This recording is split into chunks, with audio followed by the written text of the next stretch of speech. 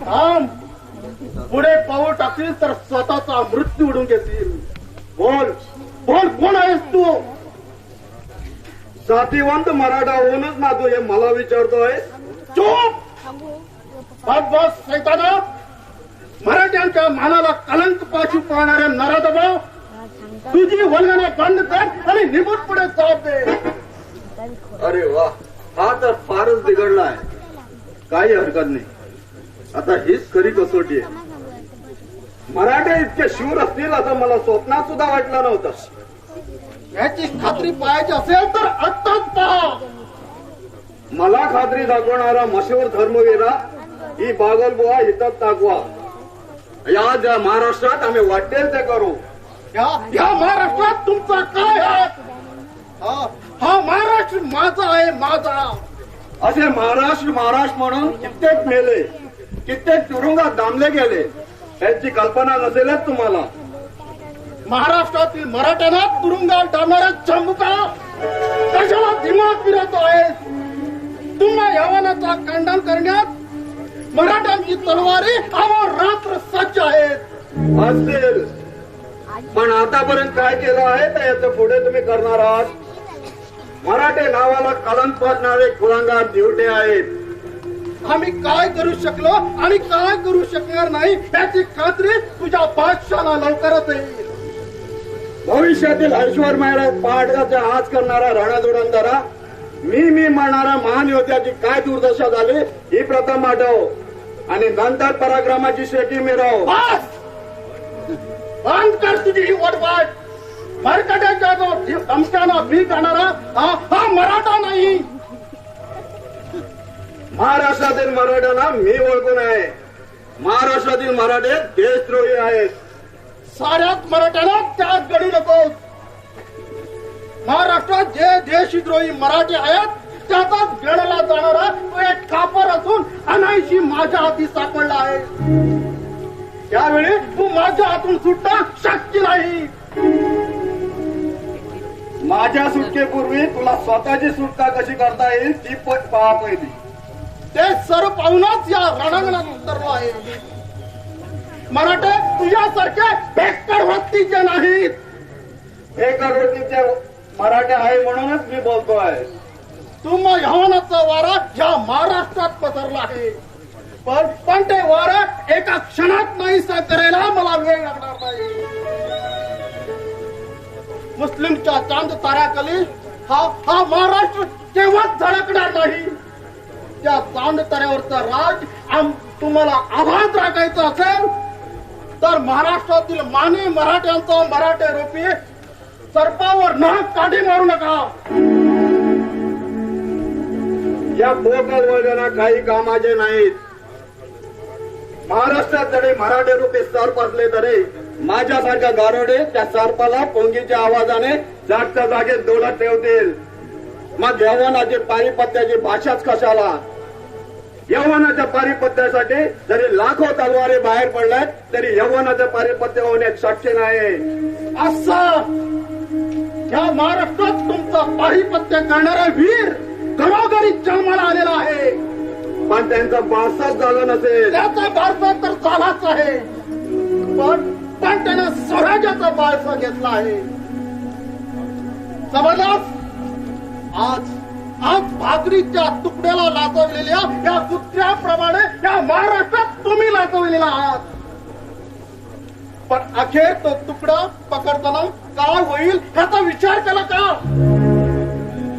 या कल्पना जागच्या जागीच राहतील. पाचच्या सरदार लाचावलेले आणि मराठे काही हसावलेले नाहीत. मराठ्यांची हृदयाची कल्पना तुला नाही येणार आणि यवनाची कर्तृत्वाची खात्री तुला नाही पडणार.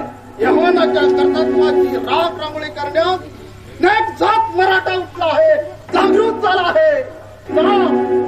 तुझ्या बादशाला जाऊन सांग अफजल खानासारखे जितके कान असतील तितके पाठवून दे. आणि युगानं युगात जरी ज्या महाराष्ट्रावर स्वारी केली जरी स्वतः तू आलास तरी मानी मराठ्यांचा वैभवशाली महाराष्ट्र तुला कालत्रही मिळणार नाही. पराक्रमाची शेकी मिरवून चालत नाही. आणि मावशीला मिशा लावून काका होत नाही. कावळा किती रंगाला शिंगाला तरी तो काळाच. आणि कुत्रा किती गुंतला तरी तो कुंपणाच्या हातात. चुप! इतका दिमाग असेल, स्वतःच्या जातीचा अभिमान असेल तर हो तयार. मी हमेशा तयार आहे.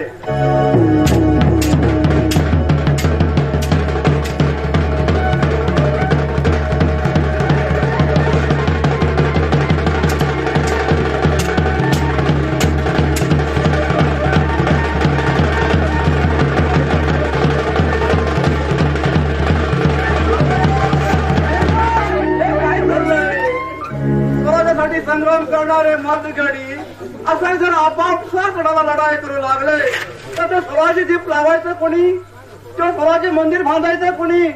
धनी, अहो धनी, तुम्ही जर असा आपापसा लढाई करू लागले तर ते मुसंड्या संघ कोण लढणार हो? कोण भैरजी? कोण माझे?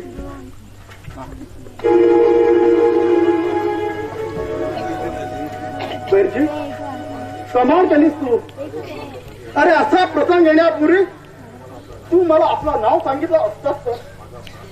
माझं प्राण घेतलं असतं तरी मी माझं नाव सांगितलं नसतं. इतका देशद्रोही मराठा मी नाही. शिवरायाचे दार शहरावस्थेत आपलं नाव कधीच सांगत नाही. न जणू आपण माझं अंत पाहायला आला नसेल कशावरून. शिवाय परस्पराला कसाला लावून घेण्याचा हा अद्भुत प्रसंग घडून आला आहे. शाबास साहेब, तुझ्या कर्तव्यापुढे आम्ही पामर काय करणार?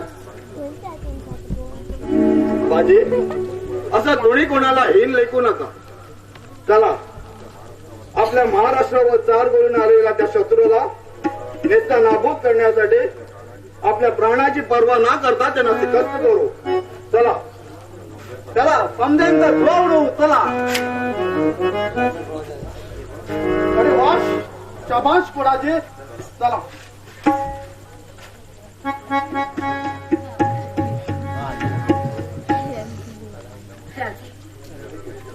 या लढाईच्या दुबत छत्रीत आपल्याला किती प्रयास पडले असतील देव जाणे. शिवराया, हे महाप्रतापी हृदय तरी मराठ्यांच्या राजा, तुझ्या मंगल चरणी हे सारं वैभव, ही कायाच काय, पण माझं सारं सौभाग्य अर्पण करण्याची ही मोहना मागं पुढे पाहणार नाही. ज्या विनानं माय बहिणीच्या सुटकेसाठी हाती शस्त्र धरलं त्याचा गुणगान नेहमी करावं असं वाटतं. शिवराया, धने तुझी ती माया, धने तुझी ती ममता, पण इकडची बातमी कशी काय नाही? मन कसा अगदी बेचैन होऊन गेला आहे.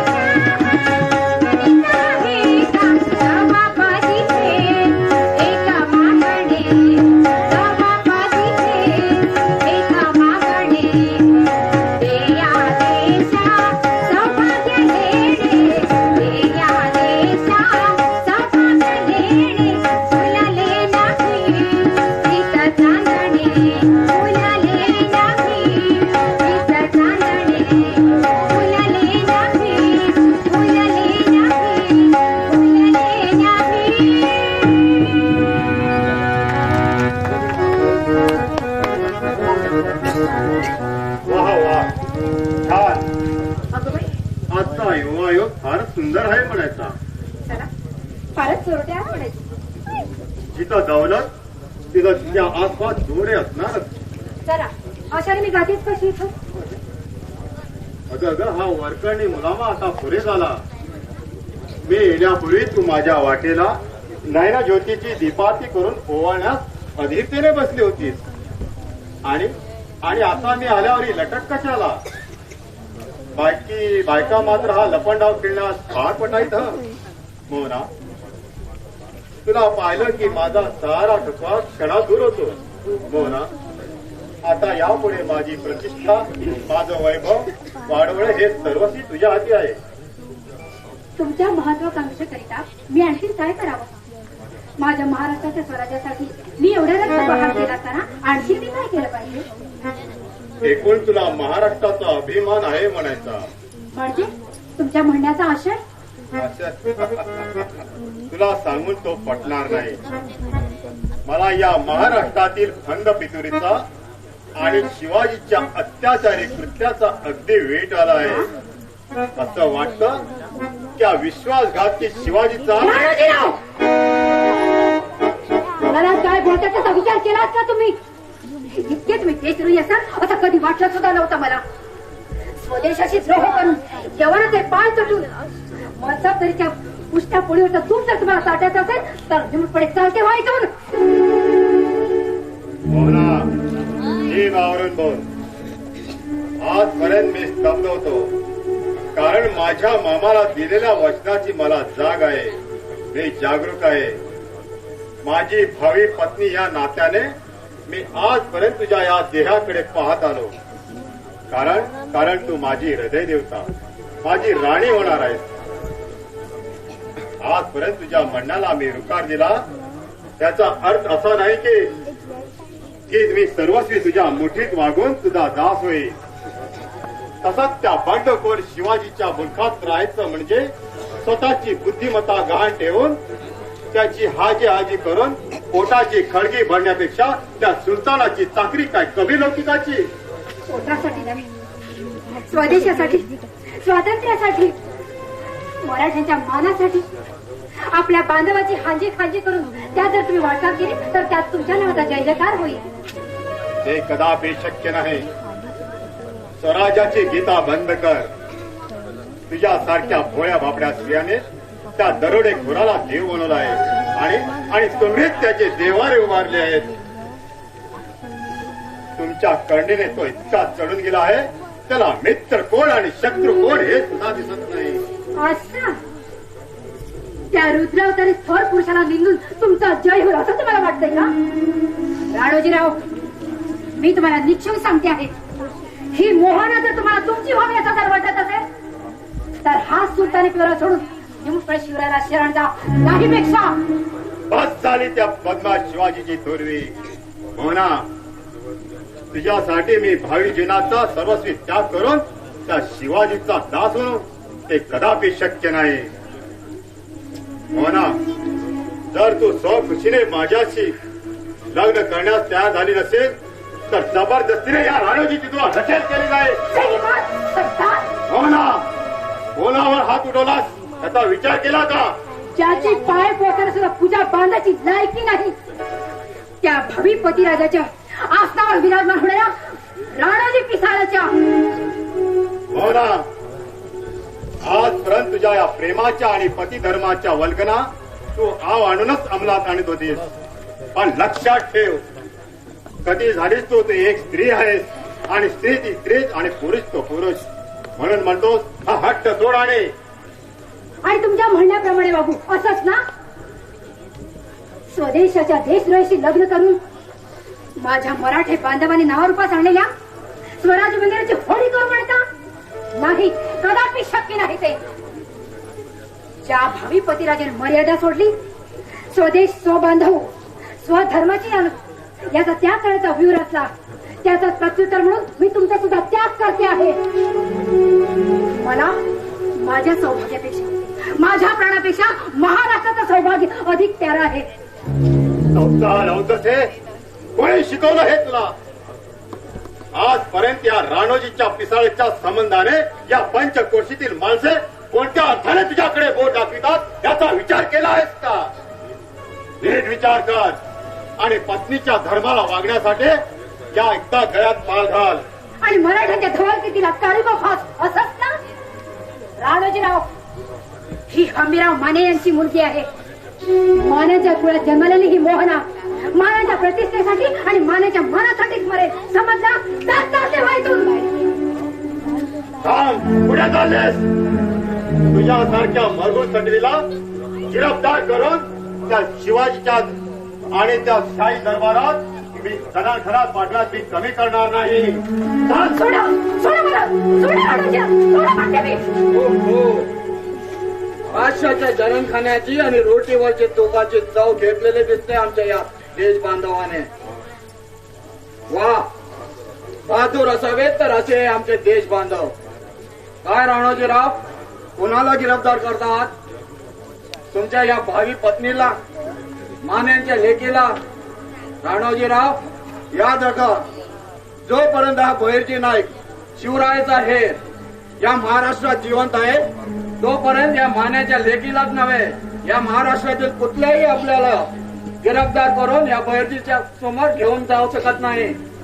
साहेब, माझ्या म्हणण्याचा आशय तसा नव्हता. तुम्ही जरा सबुरीने घेतलात तर सारं काही तुम्हाला कळून येईल. राणोजीराव, आमच्या डोळ्यात येते तुम्ही हिला कैद करून बादशाच्या जननखान्यात नेतात आणि आम्हाला सबुरीने घ्या असं म्हणतात.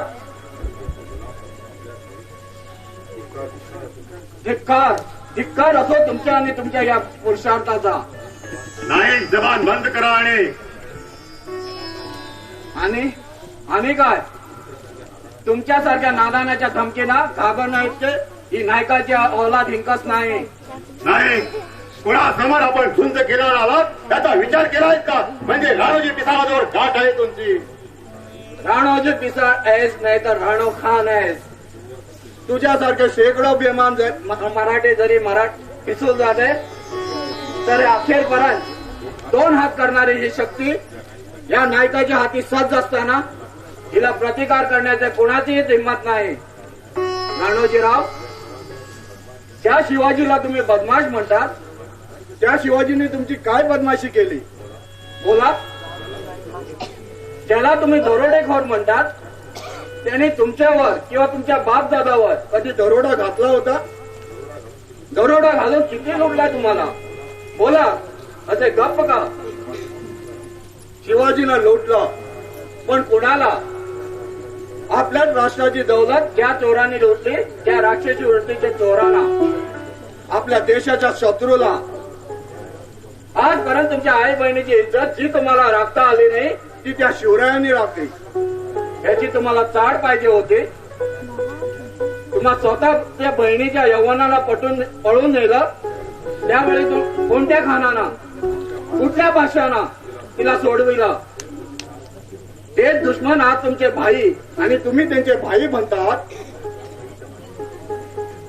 आपल्या जात बाईच्या मानेवर बसून त्या शिवरायाचा नैनाट करू पाहतात. तुमच्यासारख्या नराधमाच्या हातून मरण्यासाठी शिवरायाचा जन्म झालेला नाही. या महाराष्ट्रात जन्माला येऊन त्यांच्याशी दोळ करायला तुम्हाला लाज नाही वाटत? जा, कुशाल तशी यवनाची ताबेदारी पत्करून आपल्या शौर्यतेना विकून टाका. पण लक्षात ठेवा, अशी शौर्याची किंमत कवडी मोलाची आहे.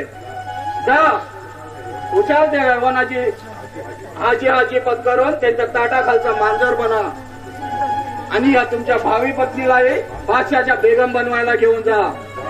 जा, चालता हो या महाराष्ट्रातून. नाईक, अरे रे, काय करतो आहे मी हे? परमेश्वराने मला मराठ्याच्या जन्माला घातलं, पण मी देशद्रोही फितूर बनलो. प्रत्यक्ष परमेश्वराची मी दगाबाजी केली. स्वतःचे पौरुषत्व यवनाघरी गहाण ठेवण्यास सिद्ध झालो.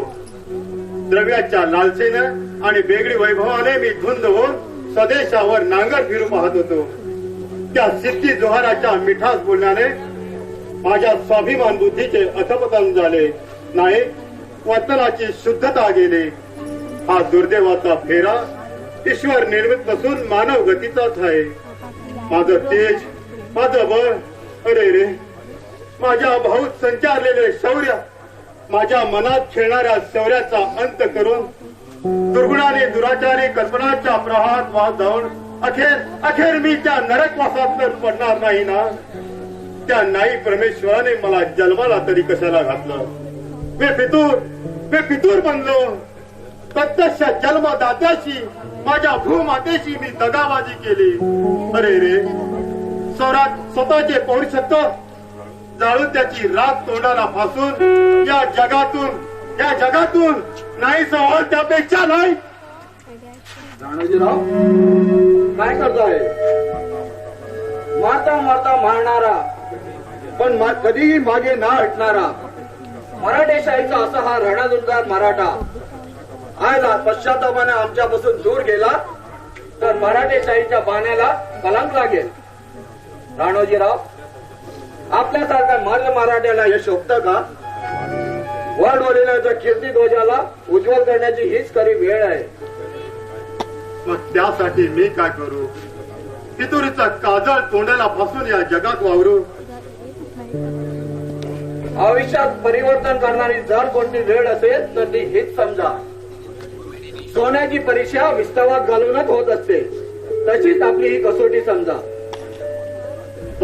पण या पापी दुराचारी राणोजीला आता कोण कसोटीला राहणार? सांगा नाईक, सांगा.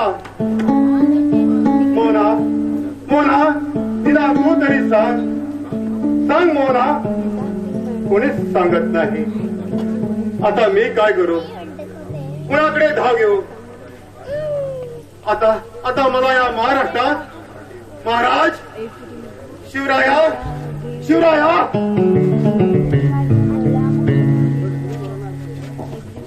बादल साहेब, क्या हमारी जीत पूरी नहीं होगी? मैं यहाँ महाराष्ट्र में आया तो ऐसे वापस जाने नहीं. सेवाजी, तुमने अभी तक मेरे जैसा शेर नहीं देखा होगा. आज तक तुमने हमारे 36 हिसार लिए और हमारा एक असली शेर दगा देकर मारा गया. लेकिन अब यहाँ सलाबत जंग के सामने तू क्या करेगा? बादल साहेब, अब अपनी छावनी यहाँ रखनी होगी. लेकिन यहाँ से शिवाजी कैसा मिलेगा? शिवाजी को पकड़ने के लिए हमको पुरंदर में जाना पड़ेगा. कौन कहता है सेवाजी पुरंदर में है? यहाँ मालूमत नहीं चाहिए. सेवाजी कहाँ है वो हमें मालूम है. हमें पूरा यकीन है सेवाजी पन्हाड़ा में है. वहाँ बदतमीज राणोजी ने कुफरान करके हमें दगा दिया होगा. लेकिन जौहर साहेब, वहाँ देखो शेरजंग मालूम होता है. हाँ वही है. लेकिन वो इस वक्त यहाँ पे कुछ काला मालूम होता है.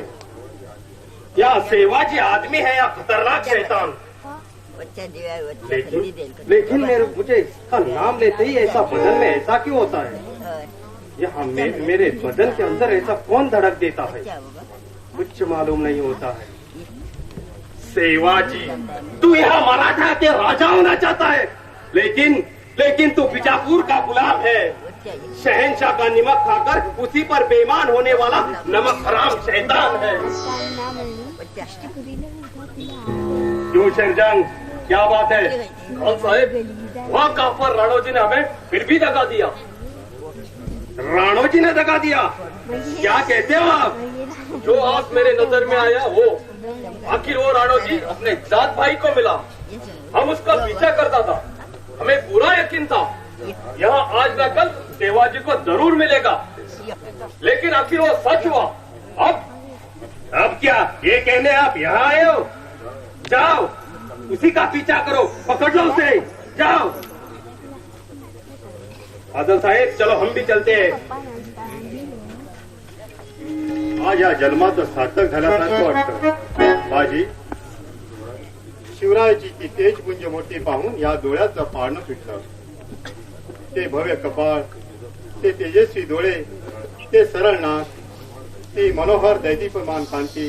हा त्या देवी पुरुषाचे वर्णन करावे तितकेच थोडे. माझ्या मुखातले शब्दच अपुरे पडतायत असं वाटतं. त्या दिव्य युवतीचे चरण सोडून कुठेही जाऊ नये. हमेशा त्या चरणावरती नतमस्तक व्हावं. हे रुद्रावतारी मराठ्यांच्या राजा शिवराया, आजवर या पातकातून माझी सुटका करणारा तुझ्या वाचून दुजा नाही. आजपर्यंत हजारो लोकांच्या अफवावर मी विश्वास ठेवून माझ्याच राजाला बदनाम केले. किती नीच वृत्ती आहे. पण महाराजांनी माझ्या वृत्तीचा विचार न करता मला प्रेमाने कवटाळून हृदयाशी धरलं. राणोजीराव, तुझ्यासारख्या महाराष्ट्राच्या सुपुत्राकडे पाहून आमची मान अभिमानाने उंचावते आहे.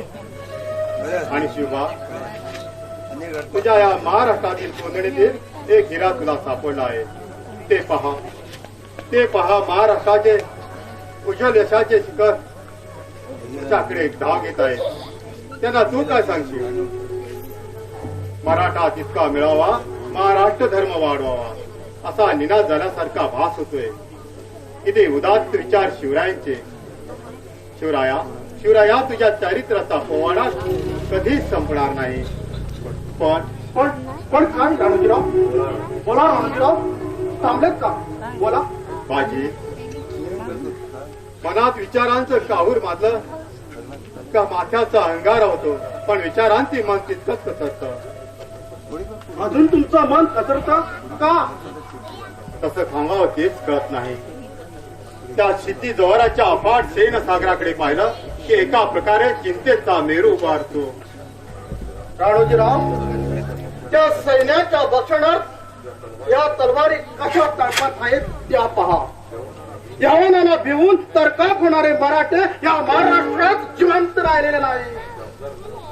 त्या अफजलखानासारखे सेट्टो खान जरी या महाराष्ट्राची झुंज घ्यायला आले तरी त्याला अखेरचा पराभवाचाच दंगणा दिला जाईल. आपल्या कल्पना खऱ्या स्फूर्तीदायक असून त्या जीवनात्मक ध्येयाची पायरी गाठील यात तिळमात्र शंका नाही. पण त्या खानाने चवताळलेल्या वाघाप्रमाणे फौजेला इशारत केले आहे. जर अशा वेळी आपल्या गडाला विडा दिला तर काय स्थिती होईल असंच ना. पण मी निक्षून सांगतो, मला महाराजांच्या कुटुंबाचाच अवकाश. पण अशा प्रसंगी आपल्याकडे पुरेसं सैन्य कुठे आहे? त्या अरब पठाण सैन्याची टक्कर द्यायची म्हणजे ही शंका सोडा. पठाण अरबच काय, पण जरी तुर्की आले तरी त्यांचा एकच जल्लोष होऊन जाईल. काय करू रे महाराष्ट्रा, तुझ्यावर झडप घालू पाहणाऱ्या यववन सैतानाला जागच्या जागी चित करण्यासाठी हे भाऊ कसे पुराण पाहत आहे. शिवराया, महाराष्ट्रा, मला अशी शक्ती दे की त्या शक्तीनं सारी आदिलशाही हादरून जाऊन डोळानं महाराष्ट्र पडण्यासाठी येणारा चांद सितारेचे निशाण आल्या मार्ग परत जाऊ दे. जय जगदंबे, जय भवानी माते. आता तुझ्या कृपेचा प्रसाद ह्या बाजीला दे. जय भवानी माते. चला राणोजीराव, मला शक्य तितक्या लवकर अंधार पडण्यापूर्वी मला महसाईची सीमा ओलांडली पाहिजे. जातो मी, तुम्ही मला मसायला भेटा. चला. मिल गए. वह बदमाश सेवाजी का जासूस का दिमाग कभी दगा देगा इसका भरोसा नहीं. परवरदिगार ने यहाँ सेवाजी का भेजा कैसे बनाया होगा. चलो अभी यहाँ बदतमीज का पीछा करना होगा. चलो जल्दी. माझ्या तोंडात कोण शेंगाचं तेच वाक्य मी आता. सोड. त्या गावातल्या लोकांनी बघितलं तर तुला थोडा क्षण घातलाय. क्षण मेल्या मला माझ्या तोंडात शेंगा देतोय. आता उद्या तुला महाराजाकडे नेते. चल इथं. तुझ्या पाया पडतो, पण मला महाराजाकडे नेऊ नका. का आता करा मागा घेतोयास. कोरी टवळे करायला तुला लाज नाही वाटत होय. आता दादा, पण तो अजून कोण आहे? चांगली 4 तोळाची आय समजेल तू. कोण कोण म्हणेल? अजून तुझं येड गेलेला दिसत नाही. हे रंगर आहे. अगं तुझ्या बी मनामध्ये त्याच आहे, पण तसं दाखवायला तुला लाज वाटते. माझ्या मनाचा वेळ तुझ्यासारखे वेड्या करावर नाही बसायचं. ते महाराष्ट्राच्या स्वातंत्र्याचा वेळ या मोहनेच्या नसा नसा शिरला आहे. स्वातंत्र्यासाठी माय बहिणीसाठी जो स्वतःचा शिर तळहातावर घेऊन वैऱ्याशी झुंज देईल त्याच्याशी आणि त्याच्या चरणीत या मोहनेचं शिवकमल नव्हे. तसे तुझ्यासारख्या वेड्या पिढ्याला देशाच्या सेवेला लावल्यावरच एक मराठा शिपाई आपल्या कामी लागेल याचं मला सार्थ प्रभाव. पण तन आणि धन मग ज्या वीराला दिला आहे त्याची तर अर्धांगिनी बनलेली असेल. गडाजी तुझं ते पिरेम मला काय बी माहित नाही बघ. आता हे मनावरच कशाला सांगते? मनामंद सांगती मनामध्ये हाय पण ढापायचं नाही. पण अगं बायकाही जास्त असतात. गडाजी बायकाचं नाव घेतलं मला अजिबात खपायचं ना सांगून ठेवते. माझं नाव खपेल किती गोड आहे. अगं लय गोड आहे माझं नाव आहे की नाही? चल जा. महिने मला असं वाटतं की आताच राघू व्हावं आणि महिने संघा फिरत राहावं. अगं किती गोड आहेस तू. अगं सर्वातल्या अमृतवाणी. मला आता असं वाटतं. कसं वाटतं? असं वाटतं. कसं वाटतं? असं वाटतं. कसं वाटतं?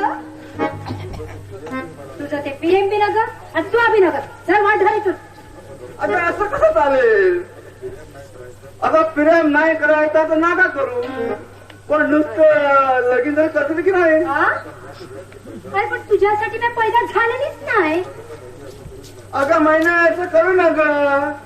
नका करू महिने. नका नका नका लावे महिने असं करू नका. मी तिथं पाय पडते.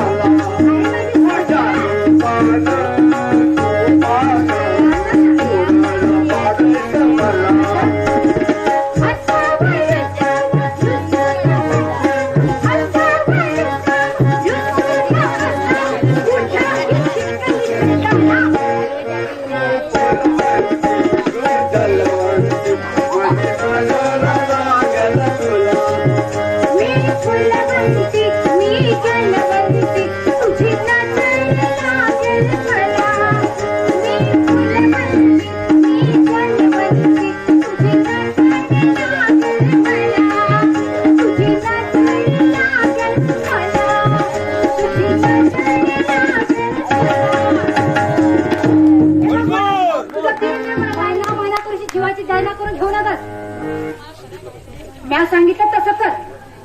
अरे तुझ्यासाठी 17 महिना पैदा होत्या. तुला महिन्यात हवी ना?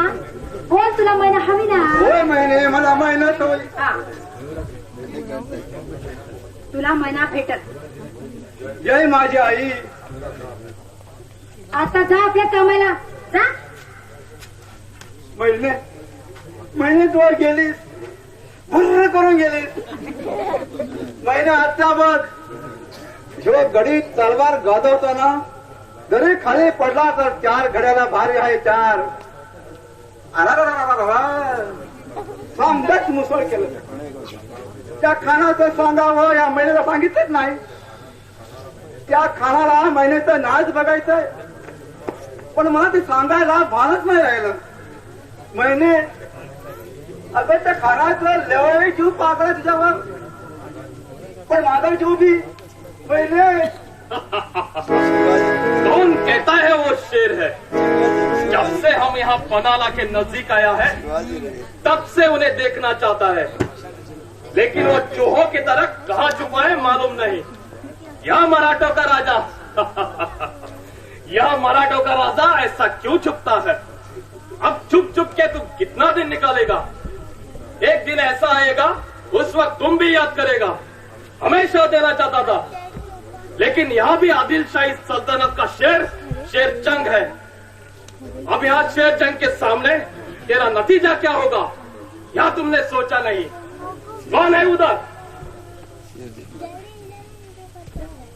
जाओ वहां बेवकूफ को ले आओ. जाओ. राणो जी, अब देखी जाएगी तेरी बाजी.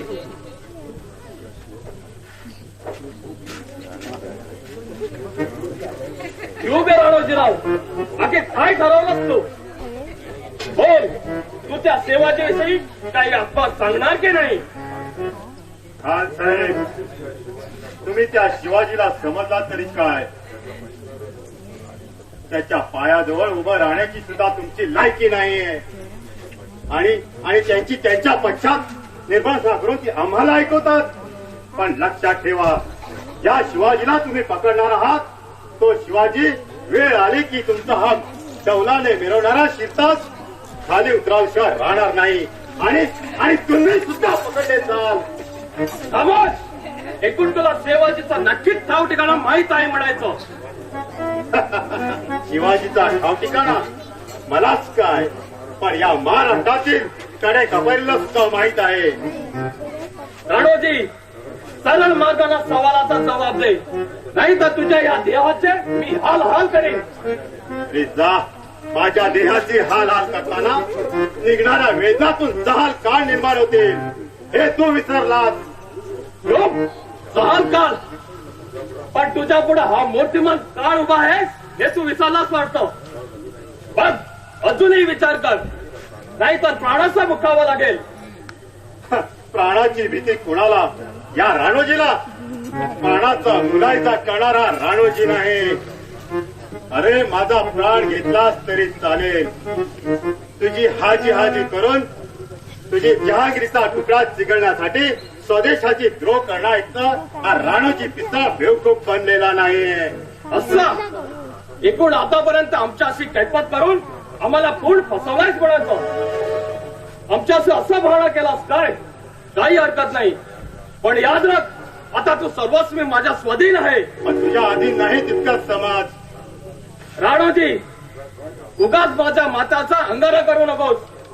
आता तू कुणासमोर उभा आहे याचा विचार कर. अरे, पिसाळलेल्या कुत्र्याप्रमाणे फुंकणाऱ्या एका आदिलशाही नावासमोर. मगरूर सैतान, तुझ्यासारख्या पामराला माझ्या निर्वासना केल्याबद्दल आता तुझा काय जुर्माना होते आताच पहा. या दारुण प्रसंगी तुझ्यासाठी कुठला देव धावून येतो तोच पाहतो. अरे, माझ्या हाकेला धावून येणारा गगनकार अजून या भूतलावर जिवंत आहे. तुझ्यासारख्या नराधमाला तो केव्हाच दिसणार नाही. राणोजी, इतका निगरगट्ट मराठा तू असशील याची मला कल्पना नव्हती. पण तू कितीही मगरुरी केलीस तर तुझा इंतकाल मात्र चुकत नाही. बोल, तुला शेवटचा विचारतो, बोल तू त्या शिवाजीचं ठाव ठिकाणा सांगणार की नाही? तो कितीही प्रयत्न केलास तरी राणोजीच्या हृदयातील शिवरायांचा ठिकाणा तुझ्यासारखे हजारो खान आले तरी त्यांना कल्पांतही मिळणार नाही. राणोजी इतका उन्मत्तपणा करून चालणार नाही. आणि वाघा पुढे कोल्ह्याची तमा लागणार नाही. वारे वाद म्हणूनच असं लोट संकलात पडलास. स्वतःला बहादूर म्हणणारा शिर असंच करत असतो. आणि तुझ्यासारखा कोल्हा कोंडलेल्या वाघाला बाहेरच खडे मानत हुशारकी समजतो. खामोश बदतमीज के औलाद सिपाही बोल, नाही तर या शस्त्रानं हा शेरजंग तुला नमायला लावेल. तुझ्यासारख्या नीच सैतानी वृत्तीच्या यवना पुढे ह्या नेक जात मराठ्याची मान मोडेच पण नमणार नाही. असा मार मार, अजून जोराने मार मार. बोल तुझ्या प्रत्येक फटक्याच्या आवाजाने बोल. तुझा दुश्मन जागा होत आहे. ही माझी आरोळे तिला आव्हान देत आहे. जागृत मराठ्यात सांभाळ. वैराची मुंडी उडवायला आता क्षणाचाही अवधी आहे. सांभाळ सांभाळ जागृत मराठ्या. मार, अजून जोराने मार. खान साहब, वक्त बहुत बुरा है. शिवाजी ने अपने छावनी पर हमला किया है. आपको बड़े खान साहब ने बुलाया है. देर नहीं लगाना. वक्त बुरा और बाका है. यहाँ ऐसा क्यों होता है? यहाँ बदतमीज हमें ऐसा ही परेशान करते रहे. या अल्लाह परवरदिगार, अब तेरी ख्वाहिश. सिपाही ले जाओ इसे, फिर देखा जाएगा. जाओ.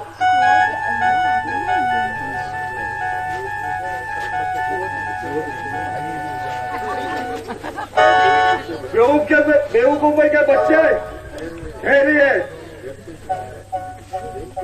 देखते क्या हो, छोड़ दो उसे.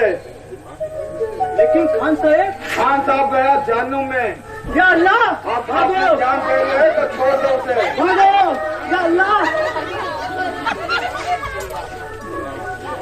चला राणोजी राव, क्षणाची अवधी लावू नका. नाही, केवळ माझ्यासाठी लाख मोलाचा जीव धोक्यात घालून इथं काळ्याच्या जबड्यात तुम्ही उडी घेतलीस. धन्य आहे तुमच्या कर्तव्याची. राणोजीराव, आजपर्यंत मी काहीच केलं नाही. मानव प्राण्याच्या जन्माला येऊन मानवाचं कर्तव्य बजावणं हेच या नायकाचं ध्येय. चला, बोलत राहण्याची वेळ नाही. शक्य तितक्या लवकर पलायन करा. चला. काफर ने मुझे दगा दिया. सिपाही कहाँ गए सब? सिपाही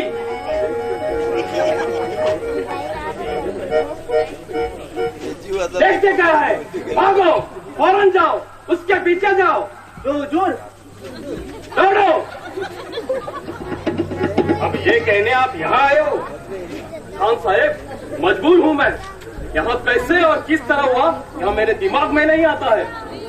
वह काफर सेवाजी का भेजा और उसके साथियों का भेजा परवरदिगार ने कैसे बनाया होगा वही जाने. लेकिन यहाँ कैसे हुआ, वहाँ बदतमीज कैसे गया, क्या कहूँ खान साहब. ना जाने वहाँ सेवाजी कौन है. मुझे बात बात में ऐसे बनाया कि मेरा दिमाग मेरे काम में आया नहीं. आप उसकी तारीफ कर रहे हो, वो क्या गया वो बताओ. उन्होंने ऐसे तरकीब की कि मेरा दिमाग कुछ मेरे काम में आया नहीं. अपने तरफ से कोई जासूस आया ऐसा उन्होंने बहाना किया. कहने लगा सेवाजी ने अपनी छावनी पर हमला किया है. आपको बड़े खान साहब ने जल्दी बुलाया है, देरी नहीं लगाना. वक्त बुरा बाका है. इतने में वहां बदमाश अपने सिपाहियों पर हमला किया और राणो जी को छुड़ाकर ले गया. लेकिन वहां कौन था मेरे समझ में नहीं आता है. बड़ा लुक्का मालूम होता है. लेकिन तुमने उसको पहचाना नहीं, बड़ी अफसोस की बात है. शेरजंग, अब उम्मीद रख लो. हमें दगा देने वाले महाराष्ट्र में कब तक जिंदा रहेंगे अब यही देख लो. अब यह सलाबत जंग का नतीजा उन्हें मालूम होगा. चलो, अब सेवाजी कहाँ है वो देख लो. चलो.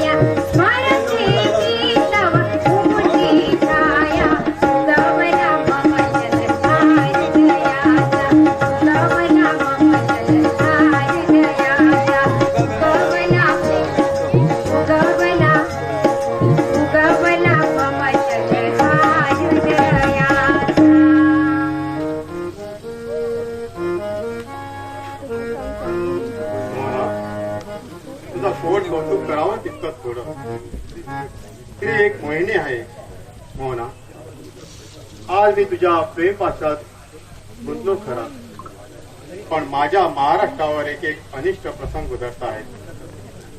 अशा समयी हे प्रेम विकाराचे पाश स्वतःवरती अडकून घेऊ नाही, ते कालत्री होणार नाही.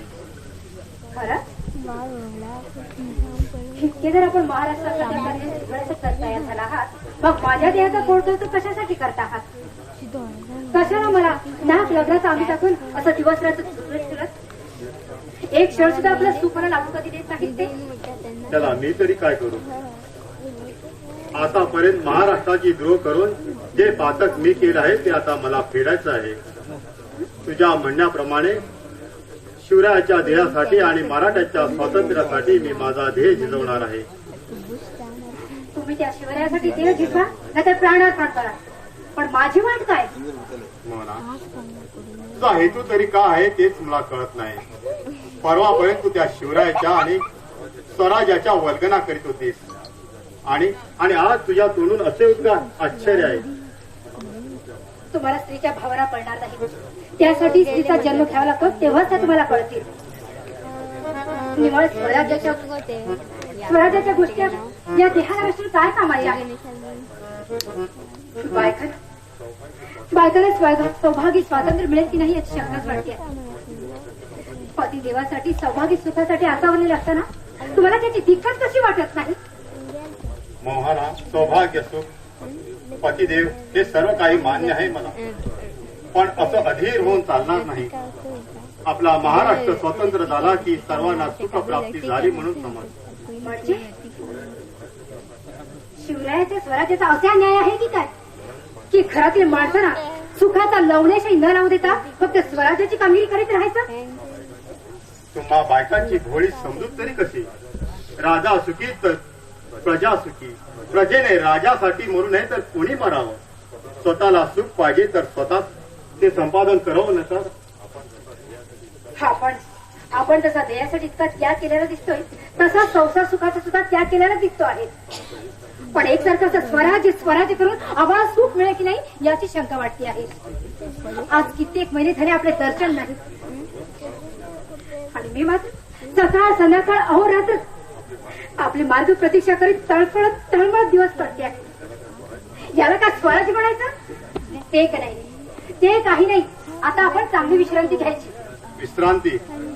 विश्रांती मिळेल, पण ती शिवरायानं स्वराज्य स्थापन केल्यावरच, आता नाही. हो ना? केवळ तुलाच नव्हे तर प्रत्येकाला स्वराज्य सुख पाहिजे. पण ते कसं काय मिळणार? असं बसून मिळणार? कष्टाशिवाय भाजी भाकर मिळत नाही. आज तू केवळ माझ्या सुखासाठी आहेस, पण विचार कर, त्या महाराष्ट्रावर किती अरिष्ट प्रसंग कोसळले आहेत. कित्येक आया बहिणींना त्या यवनाने शाही जनांकनात डांबून ठेवलं आहे, त्यांचे हाल केले आहेत. अशा प्रसंगी संसारात पडून संसार सुख घेण्याची ही वेळ नाही. हो ना? या महाराष्ट्राचं स्वराज हाच माझा संसार आणि तेच माझा जीवनाचं सार.